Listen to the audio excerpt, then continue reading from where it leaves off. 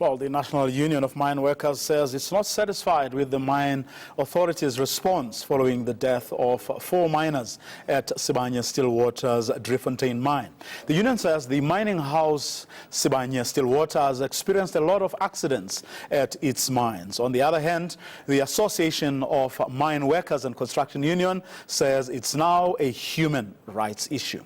We discuss more safety at the mines, and I'm joined by Gabriel Nkosi from Amcu. Good evening, sir, and thanks very much for coming through. Well, we did, perhaps we must point out, invite the NUM, which had confirmed that it would attend, but they haven't showed up.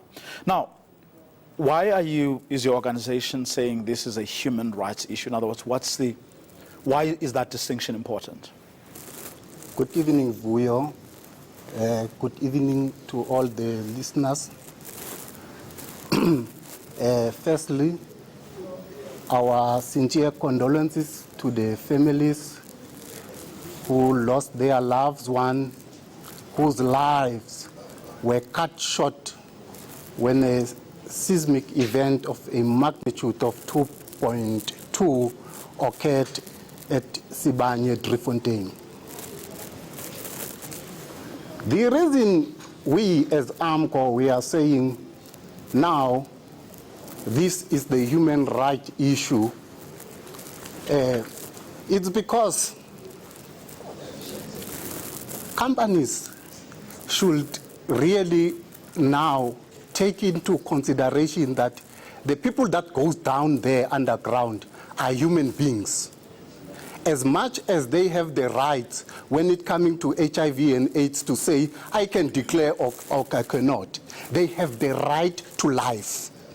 Hence, we are now saying this is a human rights issue because these are the people that got the right to life, as same as the manager that is sitting in the office, who will drive home after the shift and spending time with his family. If you consider that particular worker underground as same as you will consider and treat your child, then there will be a big step, a change in this industry. Do you think the mining houses care, or do you believe they are listening? We firmly believe they are not learning from the previous accidents. Because today, I can share with you and the viewers that I was with the president at Sibanye Driefontein. While we were sitting at the bedroom at about 7 minutes past 2, another seismic event occurred of a 3.5 magnitude, which shaked the whole boardroom. The chairs, you could see them shifting. And then that seismic event that occurred today, it occurred closer to the area where employees are trapped. And then what we are saying as Amcu, because this event, there was a first event that occurred of a 2.5 magnitude in a distance of about 2.5 kilometers. That was the west side. And where the employees are now trapped, that's the east side, which is the distance of a 2.5 kilometer. The first one, when it occurred of a magnitude of 2.5, surely, if they've withdrawn the employees, saying, let's stop the operation, pull the employees out to the waiting place, surely this accident wouldn't have happened. Well, I mean, we're talking 30 miners have died in this country just this year alone, so far, and we're only in May. Beginning of May. Beginning of May. What needs to happen? What needs to happen? Or maybe I should ask this differently. Who must do what? No, I welcome that question. Firstly, we need DMR. I will actually challenge the Honorable Minister of Mineral and Resources, Minister Gwede Mantashe, to conduct an audit, to assign a team that will conduct an audit to the mines about the causes of these accidents. The second thing that must happen, they must also increase inspectors that got knowledge about seismic events. They don't have seismologists to deal with this challenge. Another thing that we need to do urgently is to have a summit that will look at the causes of these accidents, whereby labor will be there, business and government. Because we can't swallow this, we can't stomach what employers are saying always when there is accident happen, they blame employees saying it's behavior. Whereas a behavior, there are certain antecedents that trigger the behavior. You need to look at that. What trigger employees to behave in a certain manner? So, I mean, are you saying that, I mean, we are not a small participant in the mining industry as a country, that is. Are you saying to me that after all these years, we have no idea why we are seeing what we're seeing? Very good question.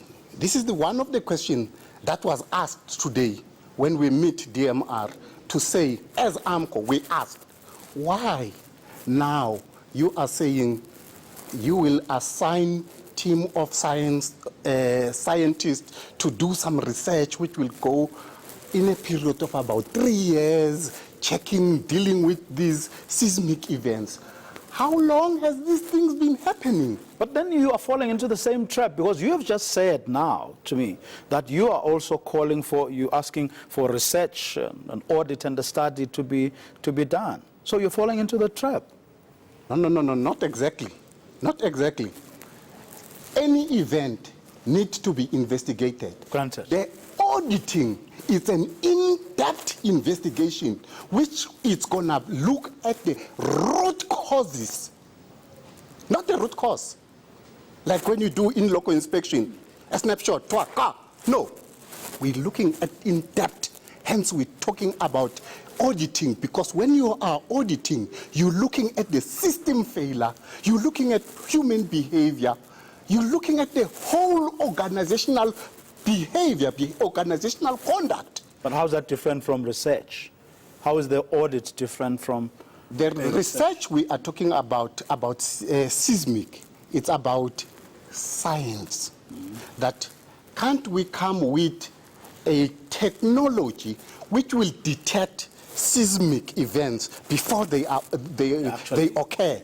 Because what is currently happening, the mines, they've got a system that they've put in place, but it's a reactive system. It only registers the seismic event after it has occurred. So it does not assist. Why do you think I mean, that sounds like the most obvious thing to do. Do you think it's because they don't want or they don't value mine workers' lives, or they just don't want to part with money that would do this? To buy the knowledge or the technology to do these things? Look, there is this belief by the mines that the mining industry is not a safe place. So that belief of saying this is not a safe place, this is not okay or pick and pay, in your mind, it makes you relax in terms of investing power of the brain in technology. So accept a priori that you are in dangerous territory and anything can happen, just work. There are systems that have been put into place. The issue, in many instances, it's about compliance. Hence you're calling for these inspectors. We want inspectors with knowledge. They've got inspectors that knows about trackless mobile machinery, that knows about environment, that knows about simple fall of ground, they can deal with that. But when it coming to seismic, it's like an earthquake. So you need more specialized people who deal with seismology to be part of that so that they can constantly advise the mines. So what is the, have you formally approached the Minister of Mineral Resources, Gwede Mandashe, with the set of recommendations that you have? No, this is what we are going to table at the Mine Health and Safety Council, and then some of the things that we were worried about it as Amcu. Last year we had an opportunity to meet with the parliamentary portfolio of mineral and resources, and then we table our concern in writing. We are on record actually challenging the DMR that there is a Chapter 8 regulation which deals with the trackless mobile machinery, whereby it actually exempted companies to implement the PDS, the system that when it comes closer to a pedestrian, it can retard, cut without human intervention. So we are saying, in writing, we said to the parliamentary portfolio, reverse that exemption, because there is a system into place. There is a mine called Kutala Mine. A shuttle car, it came next to an employee who was sleeping down. It cut without human intervention because they've implemented that PDS system. Gold mines in locomotive trains and in platinum, they implemented the system, but they realized that, whoa, this system, when it's coming closer to the vicinity of an employee, it cut, it disturbed production. They took it out. Then you go, Hudewop last year, an LHD killed a feeder, drove over the feeder. That machine does not have a PDS, but the system is in place. And we are saying to government, hey, don't be lenient to them. Chamber is saying, Nkosi, you are wrong. It's technology readiness. I said, I can prove you wrong. When I talk about these examples that I've mentioned, they keep quiet. Let's hope the government will indeed listen. Thanks very much for coming through. Thank you.